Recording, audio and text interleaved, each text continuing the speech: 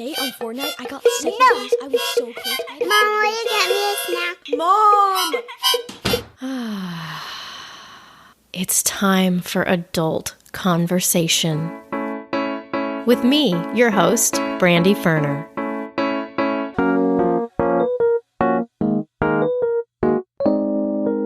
Hello, Adult Conversation podcast listeners.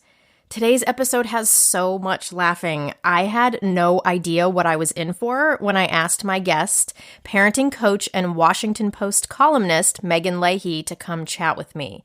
She's so much more than a parenting expert, you guys. She's like the anti-parenting expert, if that's a thing. But in an ironic twist, somehow that makes her an expert. I don't know, but her words will be the balm you need as we talk about why the one-size-fits-all Super Nanny approach doesn't work, the pitfalls of rigid parenting philosophies, attachment parenting, pandemic regressions in kids, and what our North Star as parents should be. So join me for this delightfully unexpected, hilarious conversation that feels more like stand-up comedy than parenting talk. On to the show.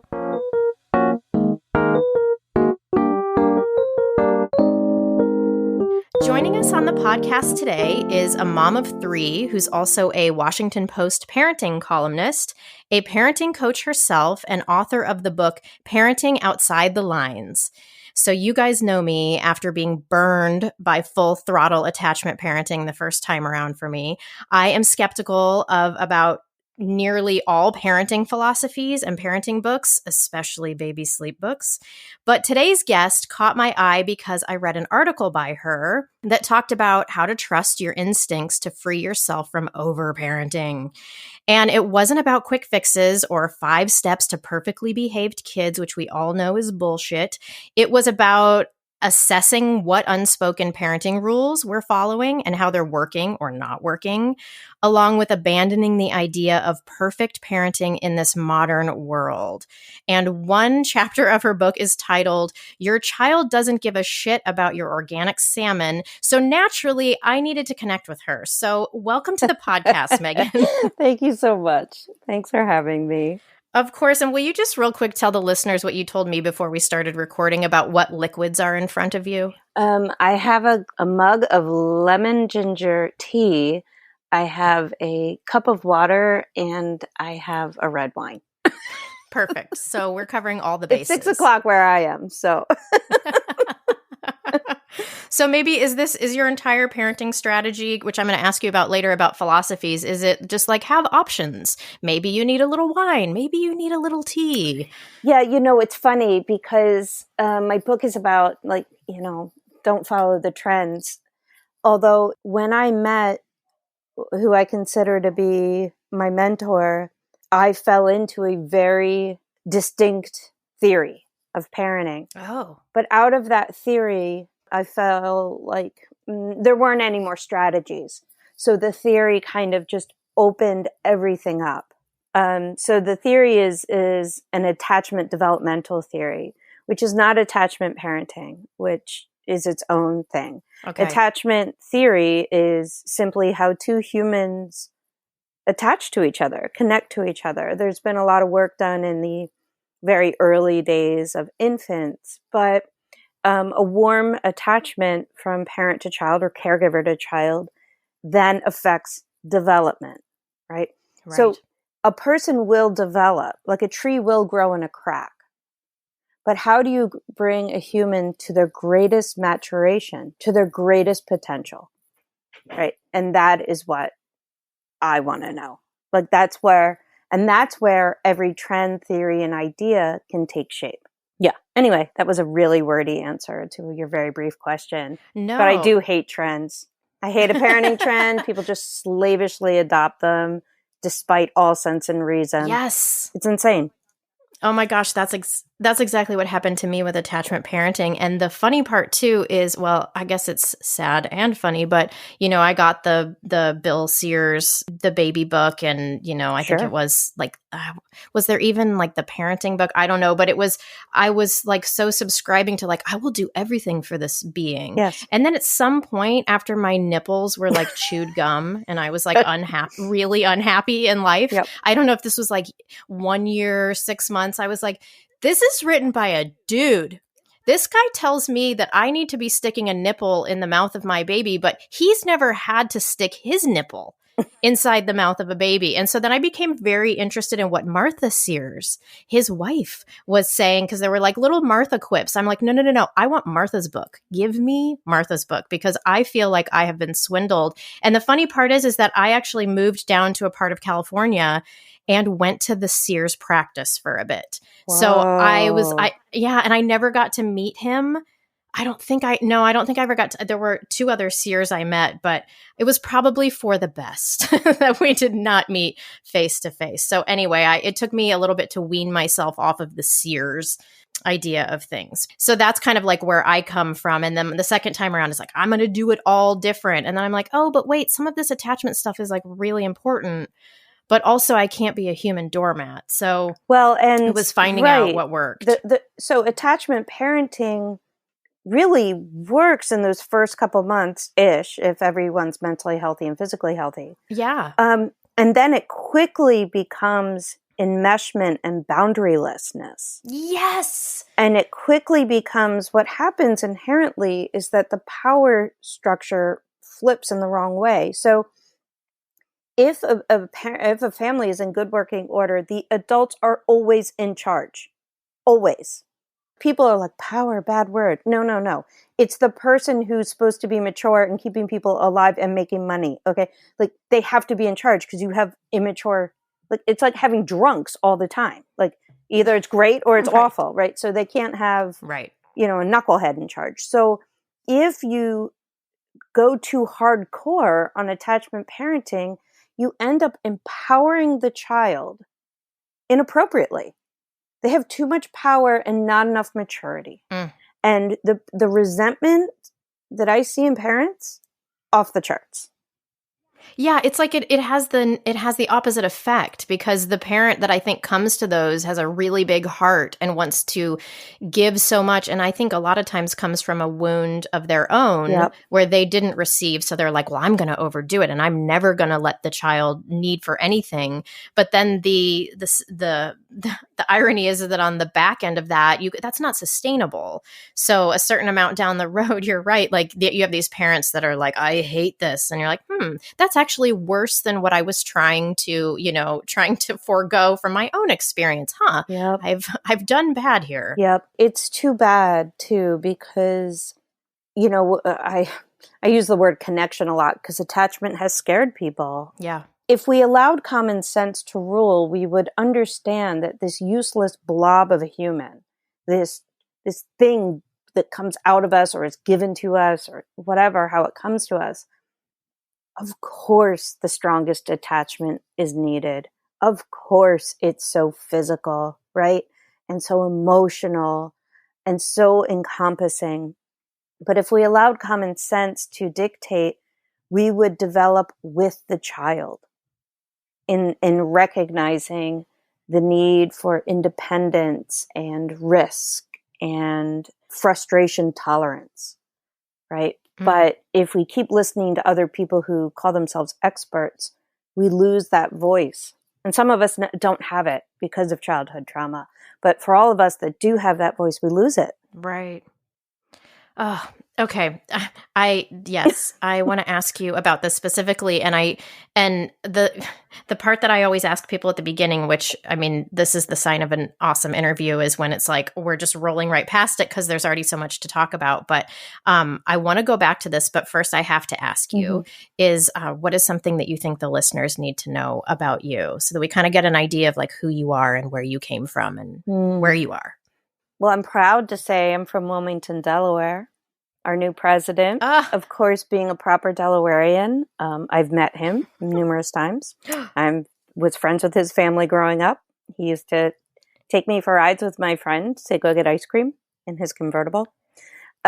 Okay, so this is like now a whole different podcast. This is like, well, yeah, we're going to talk about some parenting, but then we're also going to talk about Girl, I've had the most Joe crazy Biden. shit happen to me. So I used to like roll with this girl, Missy, and she'd be like, my Uncle Joe's getting us for ice cream. But you have to understand, this is Delaware. So if you're a bricklayer and you die, he's at your funeral. Like, everyone in Delaware is related to each other or sleeping together, or maybe both. We don't know. But Delaware is just a giant town. The North and the South could not be more different. You know, one was like slaveholding and one was, you know, abolitionist. But it's just a bizarro world, and it's amazing. But it was absolutely crucial in making me who I am. Super, super tight families are in Delaware. It's very Irish Catholic, very Italian Catholic, actually a huge African-American population for the size of it. But it's just a rough place. And it's also very old money. Like, DuPonts make other money look like a friggin' joke. Wow. We have a lot of cancer thanks to DuPonts. It's just a weird place. I real fast, I appreciate the way that you said that you used to roll with a girl named Missy. I just love the way that sounds. It's like, you know, that I don't know, that you guys used to get in trouble and possibly there were firearms involved. Like, you don't roll with somebody unless there's shady shit going on. Actually, So not at all. That. Not at all. Not at all. Well, it is Delaware. Well, right? Yeah. I mean, did I get in fistfights and did I have my nose broken? Yes. Oh my God. Why is this podcast becoming a 3-parter before my very eyes? But that's the thing. I think that people are attracted to me because I'm so like maybe borderline nuts, but also I don't know what an expert is. I don't like that. I'm not especially a great parent. I could bring my kids on to attest to that. I mean, I do fine, but you know, I grew up a failure. I barely graduated high school. I was like third to last in a high school of 40 girls. And the other kids had like serious learning disabilities. Like, I got into college on a lie. I just kind of fumbled my way through. So I was the kid who was a mess. I was the kid whose parents were like, what the hell do we do? I was expelled from middle school. They had to let me back in. But I'm not that ideal person. You're not going to find a picture of me walking through like a field full of hay or whatever, or, you know, all the pussy will or whatever. It's just, I'm a lot, but I've always had just a super deep passion for kids and families and the interworkings of that. I'm always a deeply curious person. The only other thing that I want people to know is that I won a car in Oprah. I was in the crowd that was like, you in a car, you in a car, you in a car. And what did you do? Did you cry? Did you freak out? What happened? I completely freaked out. I was with my best friend, Katie, and I straight up sold that shit. I was going to say, and was it like when she's like, you get a car, were you like, oh, it's a Geo Metro from like 10 years ago? Or was it quality? Yeah, like, new car? It was like 2005, whatever year it was. It was brand new, fully loaded for, you know, like tape deck. Who knows what that was back then? But I had a CD player. Hello, like multi. A Discman? Was it a Discman or a great upgrade from Discman? Oh my God, bright yellow. Yeah, it was amazing. It was like the best day of my life. It was better than getting married, having kids, everything. Oh my God, you need to write a memoir or something. So I did stand-up comedy like super like randomly, and my entire stand-up comedy bit is on winning the car. Oh, nice. It's 11 minutes on winning the car. It was truly like the best moment of my life. So everything is just downhill. I mean, I said to my friend, I was like, now what? Because our dream growing up was just like, let's go on Oprah and get cable knit cashmere sweaters. Right. That's all we want. Okay. There's just, it's like you've just dropped so many seeds. And you know what's so sad is you've said all those things, and the thing that I want to know the most about is what was it like to punch someone in the face? Well, I will tell you this. And how old were you? This is a parenting story. My father's side had a beach house near Atlantic City in Ventnor. And Oh, Ventnor is real? That's not just Monopoly? no, and Ventnor, it's named after that, yeah. Or vice versa. Okay, yeah. And it was a big, beautiful house, and my whole dad's side would go there every summer. And I was friends with a girl who seemed really nice, but whatever. She got in a lot of trouble. And I was out walking. I don't remember. I must have been with one other kid. But this is an example of, like, where were my parents? Nobody knows. So I grew up, and a lot of us grew up in an age where we just kind of like ran free. Yes. And everybody's like, remember the old days? I'm like, yeah. Now, if the old days were great for you, then there are good memories. For a lot of us, we needed a lot more supervision. We needed an adult saying, like, where have you been? Where are you going? Now, I also was a professional liar. So, okay. But so anyway, these kids spotted me and knew I was friends with this girl. And back then, they just like rode bikes. I was like 13, maybe. And I didn't want to walk home because then they knew where I'd live. So I just kept walking and walking. And finally, and what they did was they tied sticks to their bikes. They were called beat sticks, and they'd beat people down.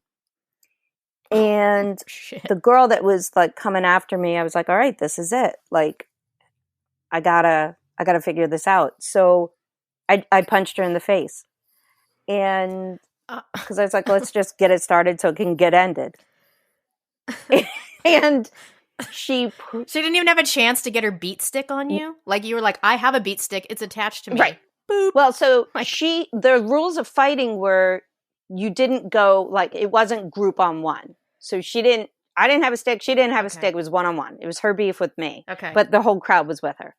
So her crowd picked her up and threw her on me. We both landed on a bush. What the fuck is Delaware? Sorry, but like, what? No, this was Jersey. This was Jersey. This is Jersey shit. Okay. So she took me by the hair and kneed me in the face until my nose popped. So here's an interesting moment. So we're on somebody's lawn, so the cops are called. And I run. I get up, I hear the sirens, and I run home. I can't really hold my neck up right?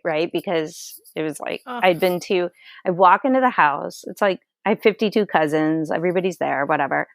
And my parents like, go to bed. No hospital, no nothing. Just go to bed, pack your shit. And the next day we left and we never spoke of it. Wow. So I love my parents. They were literally, I think, just white knuckling it. They were just like, graduate, just go, just don't go to jail, you know? So it's that feeling of, oh my God, just like graduate and get out of the house. And now we've whiplashed into this, like I track my kids on their phones 24/7.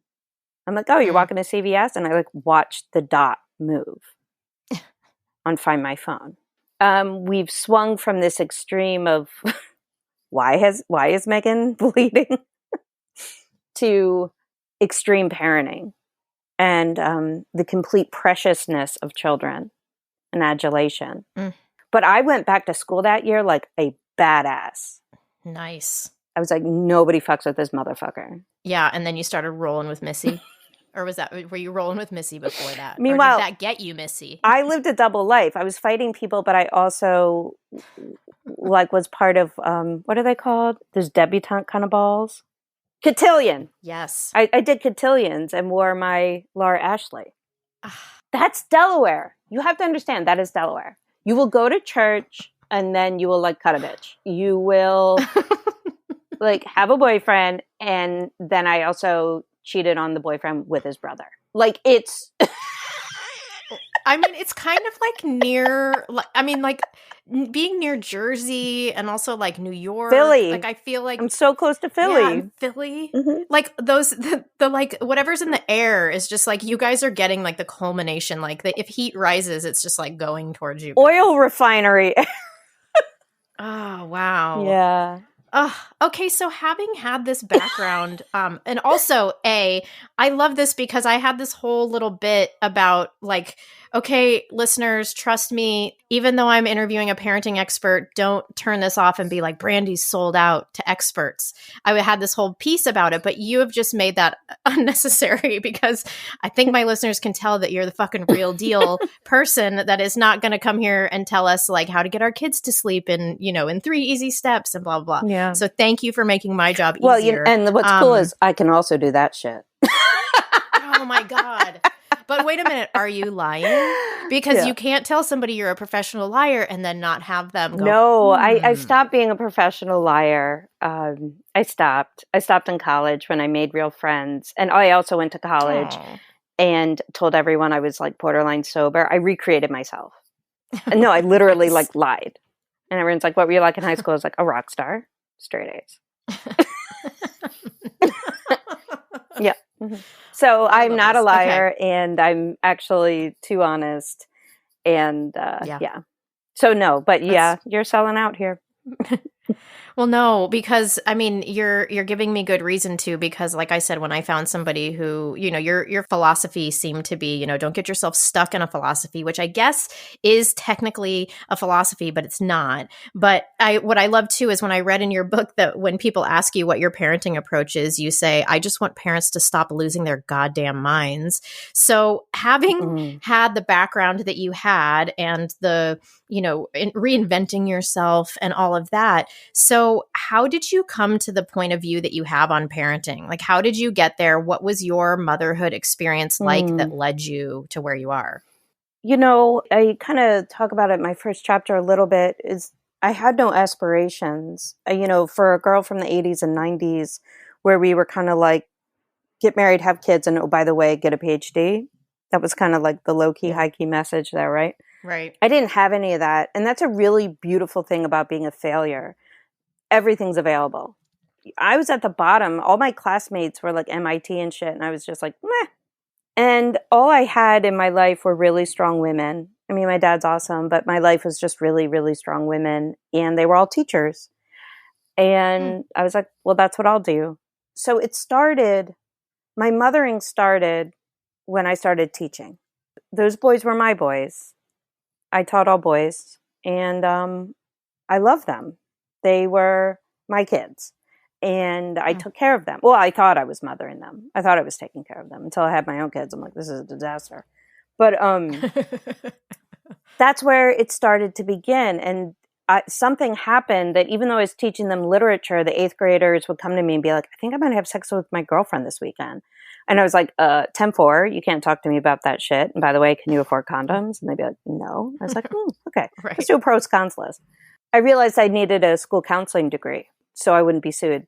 And so I went to Hopkins and I got a school counseling degree. While I was there, I got pregnant, took off a semester, and had my kid. My mom was like, not la leche, but like pretty hardcore breastfeeder.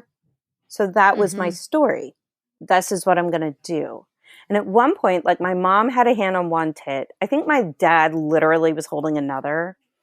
I had my teeny, not premature, but dangerously tiny baby. And then there was a lactation expert like holding maybe like a 4th and 3rd tit. I don't know, but all hands were on me. Right, everyone. Yeah, we will make this work. And I looked at my mom. She's like, whispered, this is crazy. You've got to quit.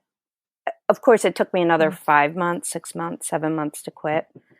But it took me probably 3 years of me getting in my own way so badly that my own discomfort became so unbearable that I began to change.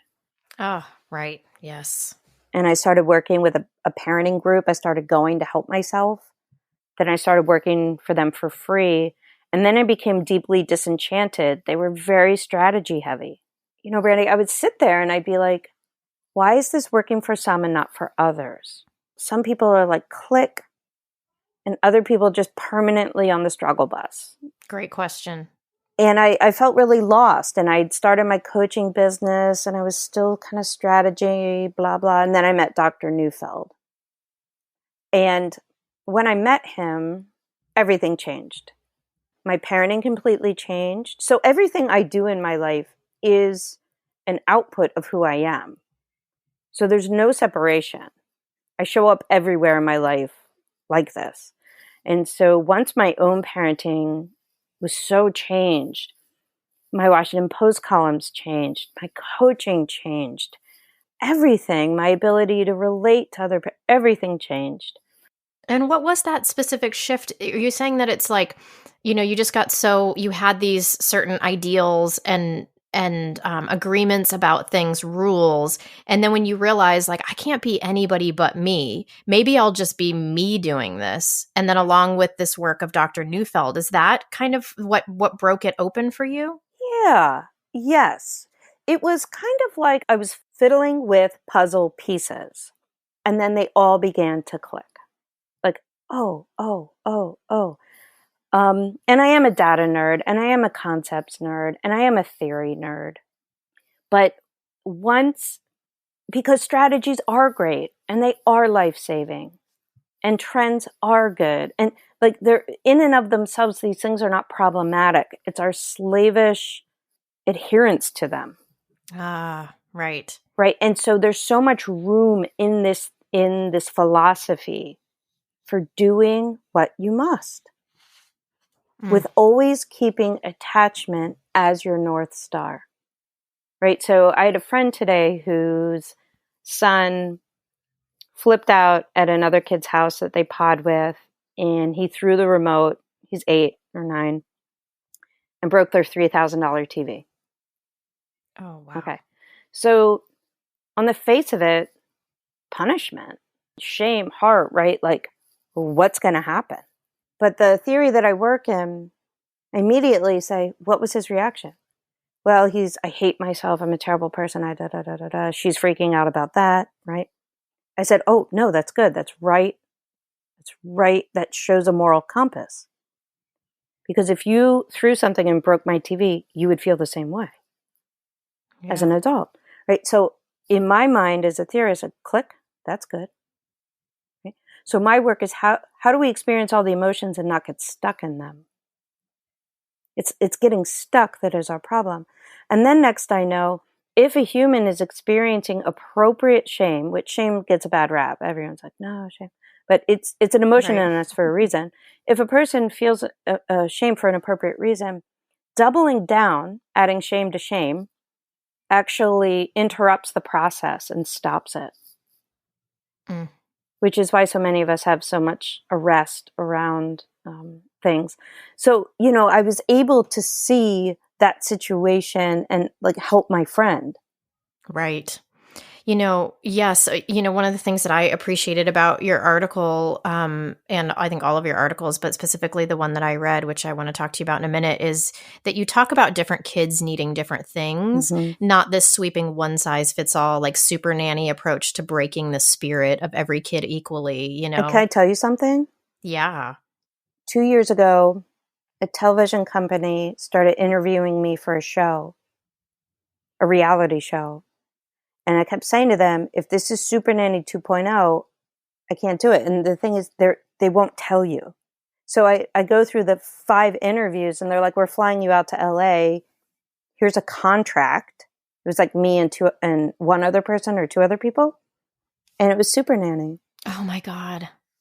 And I slid the contract back and I was like, I'm not dragging kids to fucking nanny mats or naughty mats. And I'm not going to elicit crying. And yeah, anyway. Gosh. Yeah. And that's the show we need. We need your show. We need you. Yeah, but how could that ever be? Nobody would watch it. Want. Boring. I'm sorry. I'm already thoroughly entertained. Like, because what you would do is you would take the crossover between the people that love reality TV, like myself, and then you would cross it over with parenting. Like, it would be perfect. It would be, and then we would actually like learn something. Sounds amazing. But what it reminded me of, I used to be a childbirth educator for 10 years and also a doula. And so one of the things that made our approach different, which I really loved and thought was very special about it, was that we would look at these parents that came into classes And we would look at them archetypally, but we would look at them and we'd have somebody come in who's like, oh my God, my home birth, it's going to be amazing. Everything's magical. And then we would see, another person come in who's like, I'm super scared of a cesarean in the hospital and I want data and I need facts. And so it was like, we would look at these two people and know they needed two different things. Like the lady who was in her magical child, which is, and none of these things are bad or good, but the lady who was in her magical child needed somebody to bring her into kind of, we called it her warrior, but like more of a mature, like if your birth required something different, how would you be able to be an adult in that moment and make those next choices? Just like the person who comes in and is terrified needs a little bit of magic. So it's like they need a little bit of what each other has so that their toolbox is not limited to one way of being. And it seems like, from what I was understanding, that's sort of the way that you have people, different kids need different things, and you help parents figure that out, which is like, if you have a kid who says sorry all the time and who feels shame and feels awful for everything, and like you said, the scenario happens where they break the TV, you probably don't have to add any shame to that because they've brought enough for everybody. But if it's another kid who maybe their moral compass is different, or they don't attach with that feeling, then maybe there's something there that needs to be brought out. So does that seem like an accurate assessment? Yes. And I love that whole like birth doula story. I needed you when I was pregnant for the first time. But to even add to what you're saying, it's almost always an and. Mm-hmm. Don't add to shame, and there needs to be a consequence. Right. So what does that look like for a sensitive child? Exactly. It's rarely this or that, black or white, right? So the essence of maturity, this was like a mind-blowing thing for me with Dr. Neufeld when he said the essence of maturity is holding two opposing thoughts at the same time. Yes, right. And if you start to begin to think that way all the time, and with your kids and with yourself, you can make room for a lot. Gosh, I so agree with you on that. I mean, this is a conversation I have with friends all the time about everything in life, about parenting, about being a writer, about being a mom, also a wife, all sorts of things. Is this politics? Yes, everything is that, you have these two things that are conflicting, but you feel both of them. Yeah, and I'm sure you've spoken with and met a lot of parents who haven't matured fully. They're super, super smart. And they're capable on many levels. But the beautiful thing about children is they will keep showing you yourselves. Oh, yeah. Until you get it. Right. Or maybe never. Right. But they're going to keep showing up, like, with the mirror. I always say to my parents, because inevitably they hire me with so much hope, and then they're like, fuck. But I'm like, listen, there's suffering for nothing but suffering. And then there's suffering in service of change.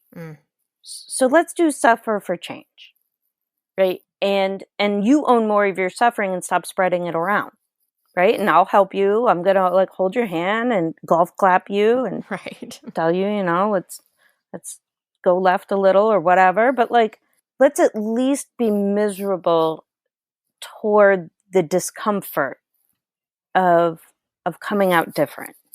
Not better, not, just different. So how, what would be, like, how do we stop losing our goddamn minds? If there was one piece of advice or insight of yours that has helped parents the most, like what is that? Is there one place that most of our issues stem from? Yeah, and I think you alluded to this earlier. If we paused in our first of all, there's just the pause, the idea of pausing. I always say to parents, unless there is body harm or, serious harm to the home, almost nothing needs to be addressed in that moment. Mm-hmm. So let's even just contemplate the pause. And if you can do that and parent yourself first, right? And everyone will say, oh, yeah, that's lovely. Well, my kids are tearing each other apart in the living room. Right. I said, right, go stop that. Right? I have to coach parents to scream, no, stop. Right? Because we've been so beaten into this. it looks like you're having a hard time. I'm seeing big feelings. What? Why do you have to attack me? Why do you have to attack me like that, Meghan? That was like me for the first 3 years of my son's life. I have to listen. I get it. I don't blame you a bit. We went to this bonkers, like, you're experiencing big. What the fuck is going on? I have to have parents go into a mirror and yell at themselves in the mirror because their nervous systems have become so accustomed to being afraid. And I'm saying, for anyone listening, like, oh, you're saying be loud and violent. No, be in your proper place of power in the hierarchical structure of a family. Right. You wouldn't let two small animals tear each other apart. You'd go, whoa, whoa, whoa, and rip each other apart and deal with it later, right? So appropriate action is always called for. But all these things parents do. Let's talk it out. Let's get to the bottom of it. The amount of talking. Like, why do kids fight? Why does the dog lick its own balls? Because they do. Because, that's... Why does everything have to be deep? I don't know. Jesus, Mary, and Joseph, which is the most Irish prayer you can say. But that's what my mom says all the time. I love it. And again, it can be deep. But if every parent listening can take the pause and parent themselves.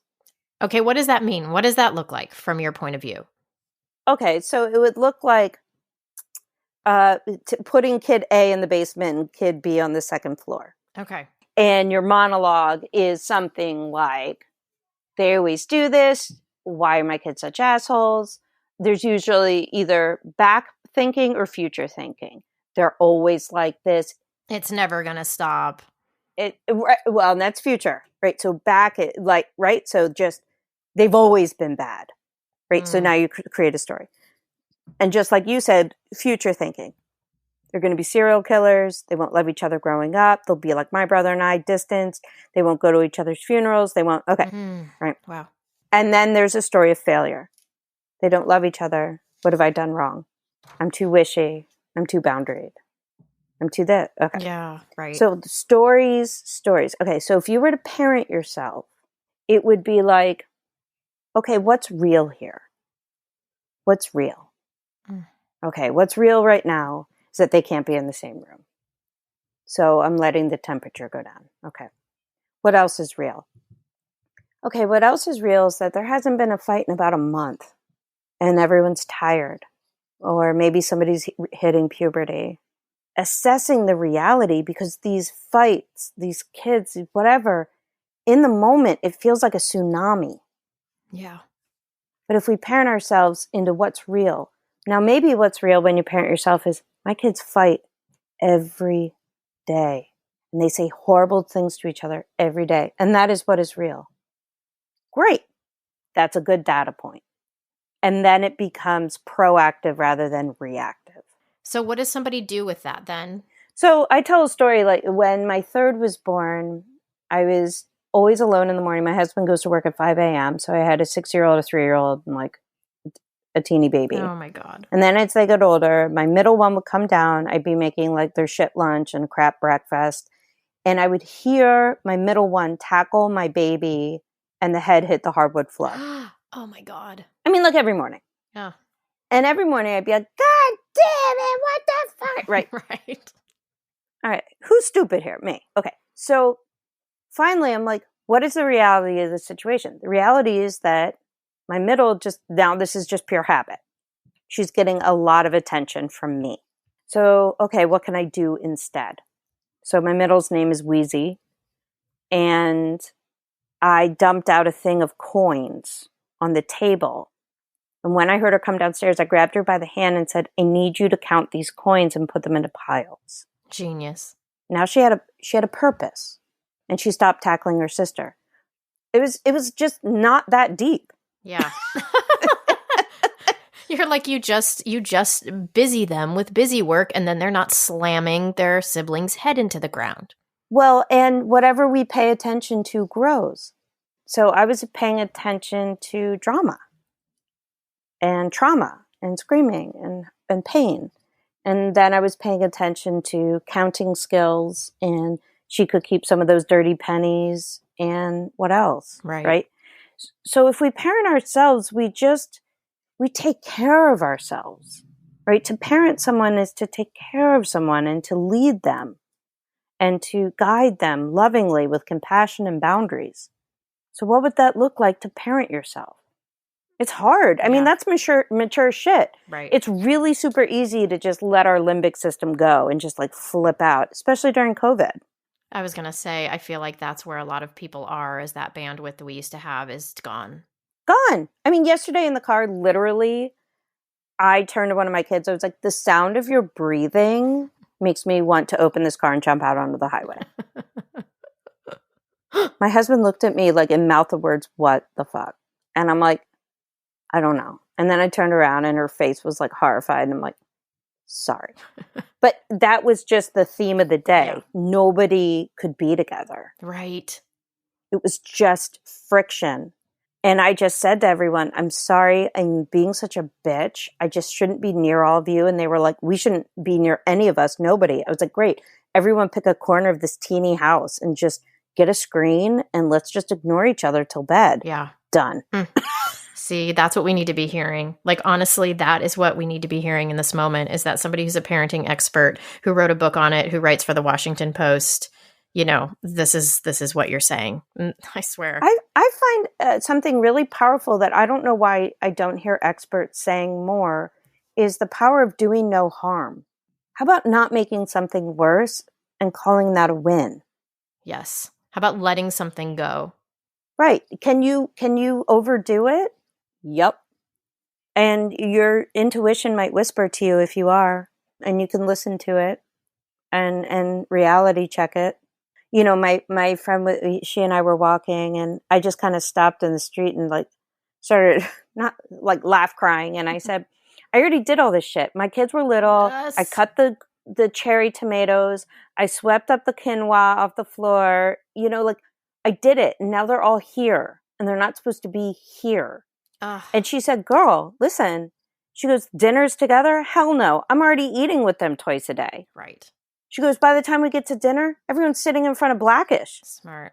And I looked at her, I said, right. The standards we're holding on to from before times, as I call them. Yes.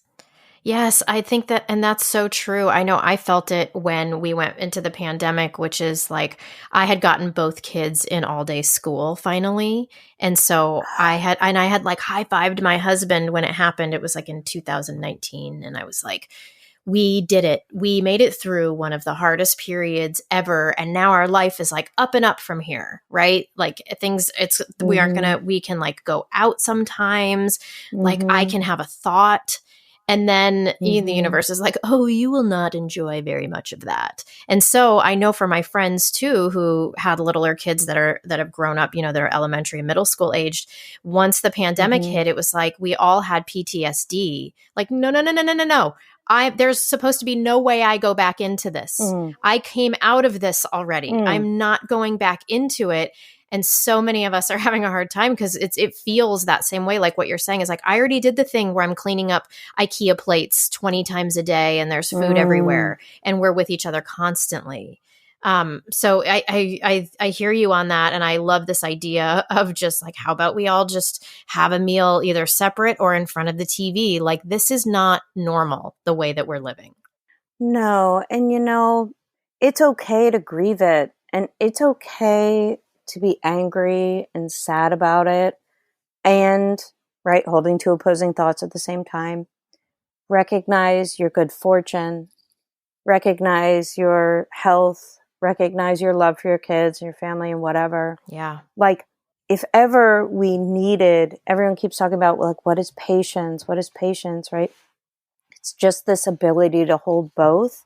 And then when you can't, to properly grieve it, to properly feel it and say, okay. It's been, my kids are a little older and, you know, they just get down. It's just been this swing of like, no, it's not fair. Yes. Right. And life never owed us fair. Totally. One of the beautiful things is that my in-laws, my father-in-law has passed. My mother-in-law is alive. She lives directly next door to Oh, us. wow. It's like Everybody Loves Raymond, but not funny. I'm imagining it's probably a little funny. It's a lot. But, my husband's father, they're both from the former Yugoslavia, Serbia. And my husband's father was taken as a prisoner of war during World War II and put into a camp. And my husband's mother was significantly younger. They didn't know each other, obviously, at the time. And her father was a general and had to flee because they were looking for him, the Germans. And she lived in a house with her mother in Serbia, and they took her mom away to interrogate her. And she was alone in the house with soldiers. Like, she was maybe 7, and her sister was 5. Oh, wow. And, so what's been really amazing is, my father-in-law was alive. I'll never forget, he would come over and I'd be like, oh God, I'm so hungry or something. And he'd be like, when I was in the camps, I ate 1 chocolate bar for 6 months. Right. And I would go, Tuts, which is Serbian for dad. I was like, Tuts, how am I supposed to be a fat American brat with you talking about your 6-month chocolate bar? And he would laugh, Right. But my kids grew up listening to this. And without shaming them, there is this thing, like my Buddhist teacher says, she did a reading from a Buddhist teacher in the 1300s who said, I've never seen worse times than this. We are living definitely through the worst times. It's always been unbelievable. It's always been hard. I think as Americans, we've just been a bit spoiled. And certainly there's quite a few Americans right now like, hey, not me, asshole. Right. Yes. Like, try being BIPOC, indigenous, trans, anybody on the fringe. So speaking as a white person, right, that's fine. Right. But I say to them, I would say to little kids, like, you don't know this, but you're going to be really brave out of this. This is going to be a thing that you're going to be able to say you did this. Totally. Yeah, we talk about that too. I'm like, you will get to use this for years with your kids. When they tell you like, I haven't been to a roller coaster in forever, you'll be like, I was quarantined in my home. I'm like, this is your depression. This is your uphill both ways in snow moment. That's right. And I think it's the best of times and the worst of times. Yeah. And we can really look into, I always tell parents, because storytelling's so powerful. Again, we've swapped that out for experts. But to look into your culture, your heritage, your ancestors, your family, and find the stories where people make it. What we want to do is deliver a lesson. We want to give a strategy. People don't need that shit. Right. Kids don't need it. They need a grounding in place and time. Because no matter who you are, you have an ancestor that made it through something. Yeah, it's so funny when you're in it. It doesn't necessarily feel like that. Like, I'm sure people in the Depression era, I'm sure people in all the eras, I mean, you're in the moment and you're trying to survive. And so you're not thinking necessarily like great books will be written about what we are going through. And, but it really does define a certain time in the world and a certain, generations sometimes too, when it's long enough. Yeah. And it's also hard for me to feel like I relate to Depression era people where I'm like, this is hard. Time to watch The Crown. Totally. Oh my gosh. Yes. There's no comparison. Comparison. And there is, I nerd out for the thought of the longitudinal mental health studies on this. Oh my gosh. I know. And mental health of children, I've been really keen to. People are really hiring me about regression things, and that is a sign of stress in young children. Because, a 5-year-old's not going to be like, listen, my symptoms of depression are showing up as anger, sleeping with you, and lack of appetite. Totally.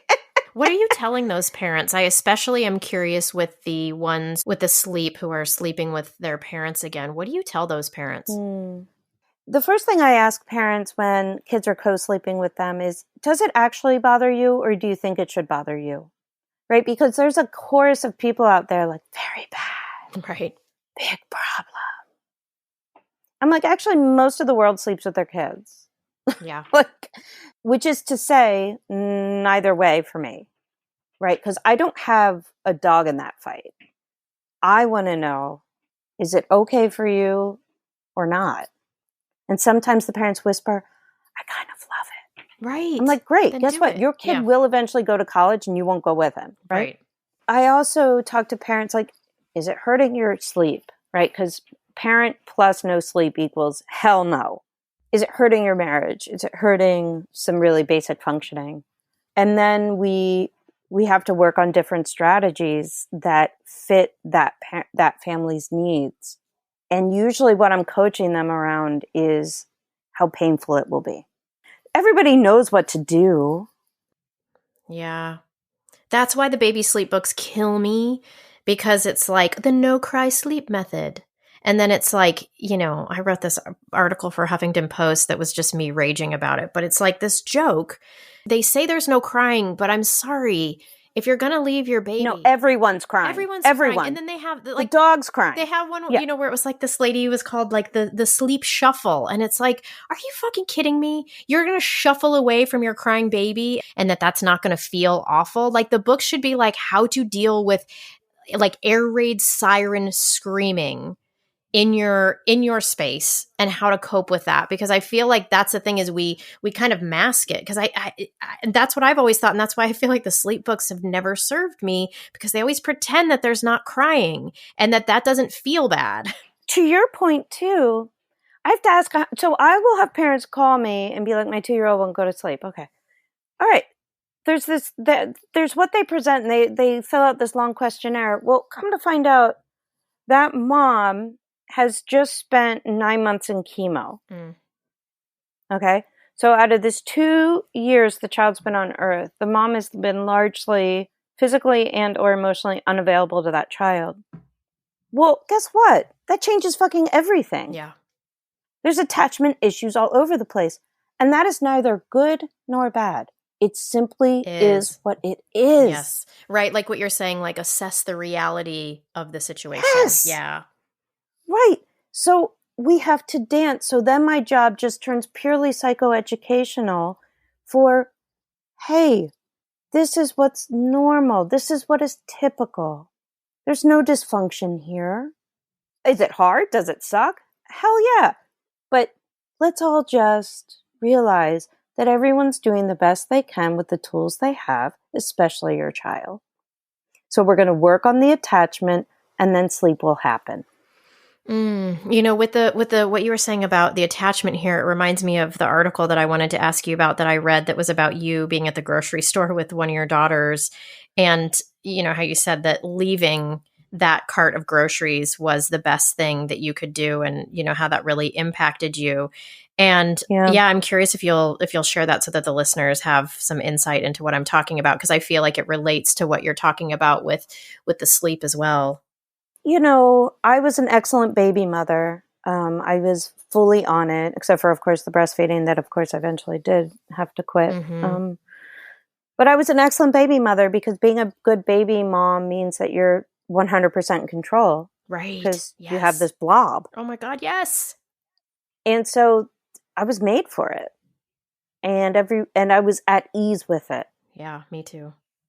And the culture saw that, and wow, Meghan, you're so good. Right. Oh, really? Okay. Well, if you do a good job, your kid matures and individuates and wants some independence and, I don't know, maybe a voice.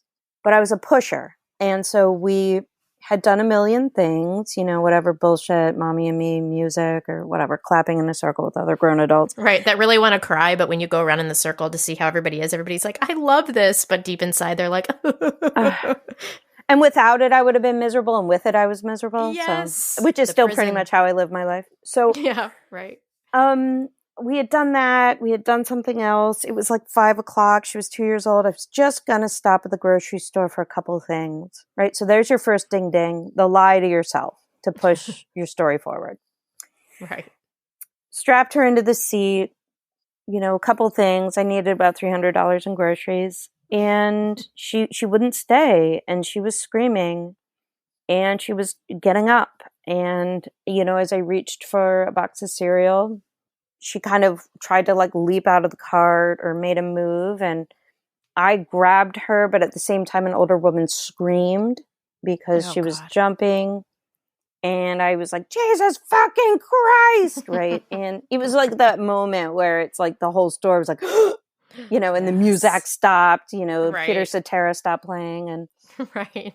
I saw myself. But for exactly who I was. I saw myself for a perfectionist, a pusher, a control freak. And I mean, it was like ice cream and yogurt and cheese, a lot of dairy apparently. But I picked her up and held her football style or surfboard style and left the store and told the guy, like, I got to go. And he just looked at me like, yeah, good. Get out of here, crazy bitch. Yeah. So, and I had to do that thing where you put your elbow into the middle of your child to strap them into the car seat because the thrashing is so bad.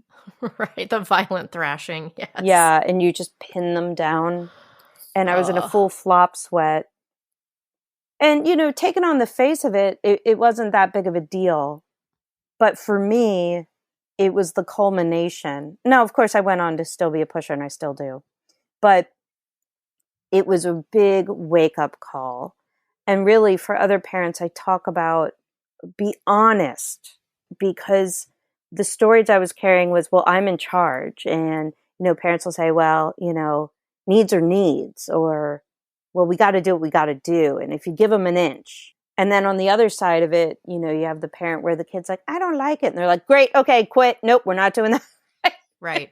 No tolerance for frustration. Yeah. The thing too, when you were talking about earlier about parenting yourself, what I loved about that moment and you writing about it was I feel like Super Nanny would have been like, well, this is the time where you tell them that they have to behave and blah, Yes. blah, blah. But I loved that you were coming at it from like the most compassionate thing I could do in that moment was to leave. And so I love that piece because sometimes we don't think like, shit, I don't want to be here in this moment. So I'm just going to leave everything. We think, well, I started it, so I have to finish and I've got this cart of groceries. 100%. So I love that you were like, I'm getting out of here for my sanity, for my kids' sanity, for everybody else.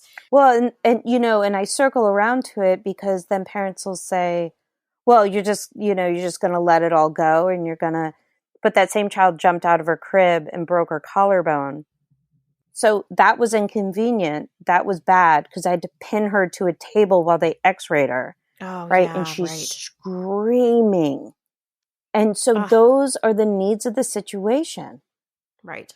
Right. When you're a parent, you have to do what you have to do. You do it mostly. But in my brain, the grocery cart and the broken collarbone had equal weight because of the lies and the stories I told myself. Yeah, well, the other piece that I just really appreciated about that when you were writing about it was you said that I needed to do what I needed to do to keep our attachment strong. Mm-hmm. And so it was like those two things seemed so important to me, which was your own sanity, even if it meant that you left groceries and you didn't get the thing that you wanted to get. And then the attachment, because even though I talk shit about attachment parenting, mostly because it was, you know, such an extreme version. It's the techniques that did you in. It's exactly right. But I've always been wired for attachment with my kids. And that to me really rang true in what you were talking about, which is looking at the moment and looking at is what I'm about to do. And of course we all fuck up and then we apologize. But is what I'm about to do keeping the attachment between me and my child, or is it not? And I think that that's an important, almost like a guiding question for ourselves in those moments where we are like, we need to take that pause.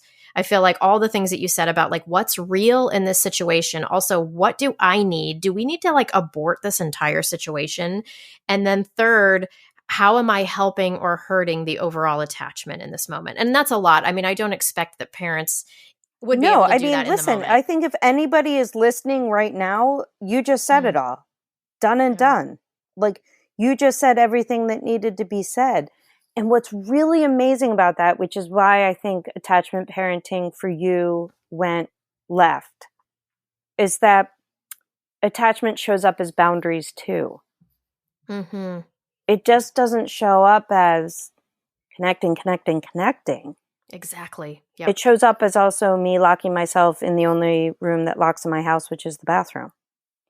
It also shows up in me leaving them and going on retreats for 7 days. That's a form of attachment because I am my best self when I'm with them when I come back. Yep, that's what I had to learn. It took me years to learn it, but I finally did because I just felt how much better it was, and it didn't feel imbalanced, like that power dynamic that you're talking about.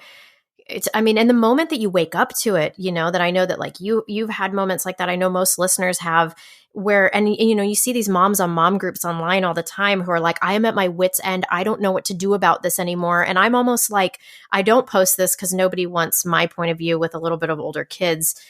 Yeah, I was gonna say maybe they do, but no, they don't. But it's like, I almost want to be like, yes, you are about to have a breakthrough. You are about to not put up with bullshit anymore. And you had to get here in order to do it. Like, welcome. This is like what my husband and I went through not that long ago, where I was like, hey, our kids are old enough that we shouldn't have to lay with them for an hour before they fall asleep. Like, I'm pretty sure they know we love them. I'm pretty sure that we can actually have an evening to ourselves and not be held prisoner in dark rooms for an hour, And it was like, to get to that place where I was so angry about it and resentful, even though I would show up with a smile and do it. Like, it was so powerful to be like, oh my God, I have a choice here. Like, I don't have to keep doing this. And also to realize, like, this isn't about our attachment. This is about, like, I don't have options. This isn't about love. This Preach is about, on like, it. Whoop, whoop. Yeah, this is like about an unhealthy, like, boundaryless, power dynamic that is not helping them either. Like, it's nobody's winning. So in attachment theory, Dr. Neufeld always says, and my great teachers whom I love, and they're all Canadian, so they think I'm like fucking like nuts, but they because they got a handful of me, but he always said, you can never be overly attached. You can be insecurely attached, right? Because in family systems, you can have a lot of talk around enmeshment and things. But when I talk to parents, I'm like, clearly you guys love each other. Like, you're good. Like, you've done all these things. And so let's look at the definition of insecure. And let's look at how we can strengthen that. This isn't a problem. It's just a lesson. Like you said, like, there was just a lesson for you to learn. Yeah. And it's always going to be painful. Yes. Yeah, totally. But, what's amazing is when you come to expect the pain, it's less painful. Right, because, and this is what I know with birth work as well, it's like the story we tell ourselves about the pain is the actual suffering. Like, that's the worst part of it is, oh my God, I'm a terrible mother. I've always been a terrible mother. I always will be a terrible mother. Right. All of that or story I won't be able to handle this. Yes. This will get too big for me. Totally. The crying will never stop. Like, this will get worse. This will, right? Yes. Yes. And that's such a hard place to be in.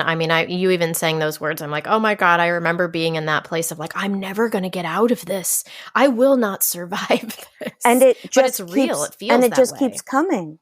Yes. Right. So the teen and the tweens and you have even less control. You have even less. You're just sitting there like, oh. But my work is constantly asking myself, how am I showing up? I keep saying Dr. Neufeld says, but he always says, and I have this written down everywhere I am, it's not what you do, it's who you are. If parents could stop being like, what do I do? And ask themselves, how can I be? How can I be here? Right? It won't give you every answer, and it won't make everything easier. But it will take you off the hook of this American obsession with fixing, with solution, with stopping things or starting things, because that's not how humans are. Yeah. Everything that moves in the parent-child relationship moves within a connection. So, people, how do I get my kid to cooperate? Well, how attached are you? Right? So I didn't know you from shit before this, really, right? Right. And now, if you call me a month from now, like, hey, Megan, can you connect me to blah, blah, blah? Yes. Why? Because we're connected. Not because of my resume or you're this or that or this, because we're connected. Right. That's how relationship works. It's not hard and that easy. It sucks. Yeah. I mean, it's a major, like I'd say to my husband all the time, like, what did we do? Right. I did not know about this. Yeah. Nobody tells you about this. It's true. And it is, it's constant work. And I feel like that's the thing that is so hard for me about the experts is like exactly what you're talking about is the fix. It's like, well, if you just follow a method, it will fix everything. And it's like, no, this is the work of our entire life, I think. And I just need somebody to be honest with me about that. And I find that very freeing. And I know when I say it to rigid people, they're like, ugh. But I'm like, yeah, no, listen, I know you're freaking out, but look at the freedom in this is work until you die. That means that every moment, every day, every breath is another moment. Yeah. There's no end game. Yeah, you sound like that CNN anchor during the election that was like looking at the map. This is fun. This is fun. I like this. This is fun. And we're all like, that guy is psycho. And we're all freaking out at home. Like, yeah, like, oh, isn't this fun? It's so fun. But I know it, but obviously I know, I'm just kidding. But I know what you're saying is like, there is a relief that it's like, oh, I'm not in the broken part that I have to fix. Like, it's all the broken part. Right. And which also makes it never the broken part. Exactly. Right. Because it just is. Because it's not broken. Because it's life. It just is life. I would get all my kids out to the car in the morning, and many mornings we'd all be crying by the time we got in the minivan. And, you know, of course, I'm the parent coach that lives on the street. So people are like, wow. And I'm like, yeah, fuck off. Right. Yeah. So, right. And at one point, you know, I was like, I want to drop them off at their 3 different schools, knowing that we're good. Not maybe permanently, but right now. Yeah. Yes. Right. And so I would always say something like, look at us all feeling our feelings fully.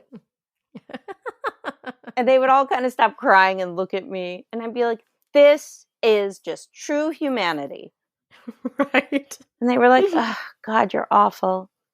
And I'm like, I know. I was like, I know we're a disaster, but I love you so much. And when I pick you up, I will still love you, even though we're all mad.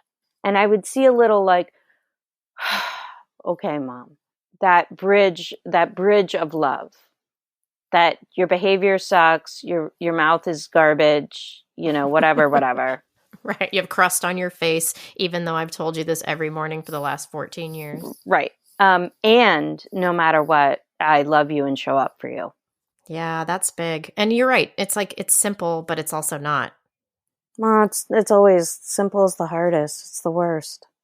It's verkackt out there.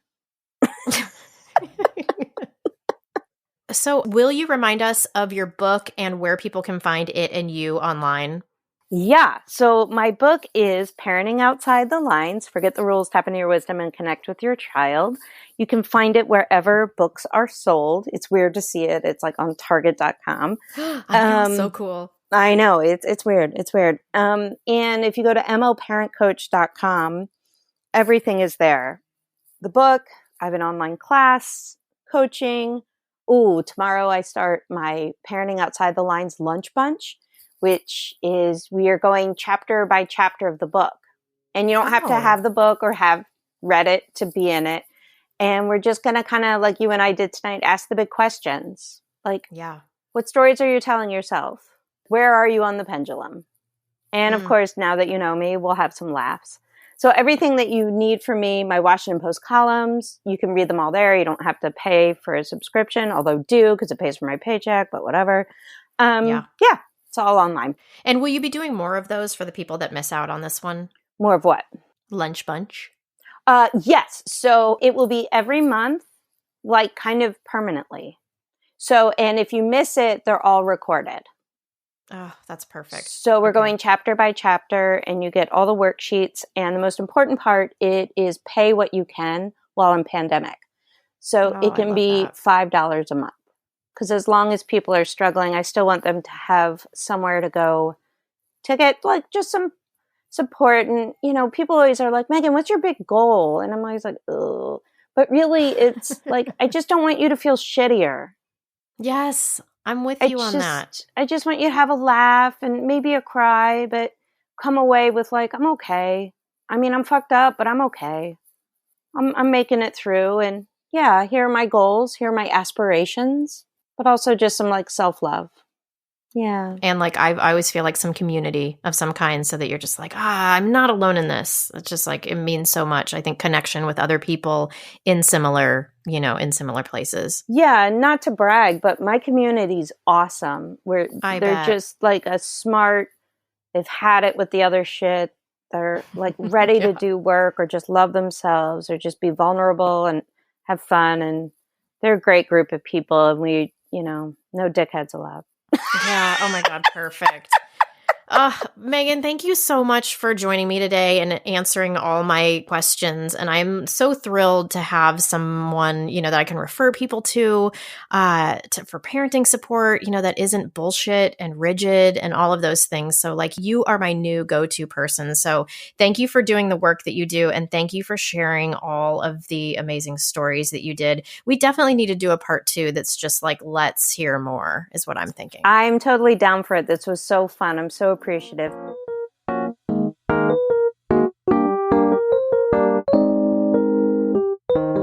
There's really not much else to say, except we went off on like a 20-minute tangent about the Real Housewives that I spared you all from. But maybe if there's a part 2 with Meghan, we will do a deep dive. Okay, wait. So I guess something I would say is, I know that motherhood can be riddled with anxiety. Even if you weren't an anxious person to begin with, the responsibility feels so big, and it feels like you can break them if you don't do everything just so. And sometimes we expel constant energy trying to make sure the attachment is beyond strong. But one of the things that Meghan said that really stood out for me was about how attachment also looks like boundaries. The Sears books don't mention that important piece. I think sometimes we get in a headspace where we think that attachment is so fragile, but we spend so much time building it that it can't be that fragile. So like having a babysitter watch them for a few hours is not going to detach the two of you, nor is figuring out age-appropriate boundaries around sleep or whatever else you need to be a better parent. It's similar to what I used to tell moms who were separated from their babies after birth for whatever reason. Your baby shared your body for around 9 months, heard your voice, felt your love, and even being separated for a few hours, even days, cannot undo those 9 months. That moment of togetherness can still happen even if it's postponed, and all is not lost. And I know that we have to go through our own discovery of this. Sometimes you have to hit rock bottom before you are willing to make a necessary change. But if you needed a seed planted today, consider it planted. If you enjoy this podcast, you will like my book, Adult Conversation, a Novel.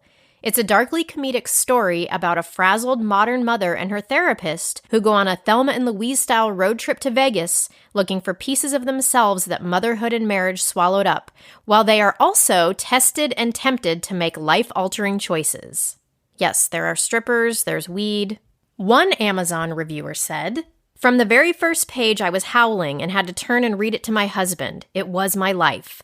The author's ability to evoke the real, raw experience of motherhood from the euphoric highs and the oh-so-lows is beyond anything I've read before. The grounding reality makes the engaging storyline exciting and cathartic as you feel yourself going along for the ride. Get this book and share it with your mom friends. Now." As always, thanks for listening. Here I am back at the goddamn Zoom.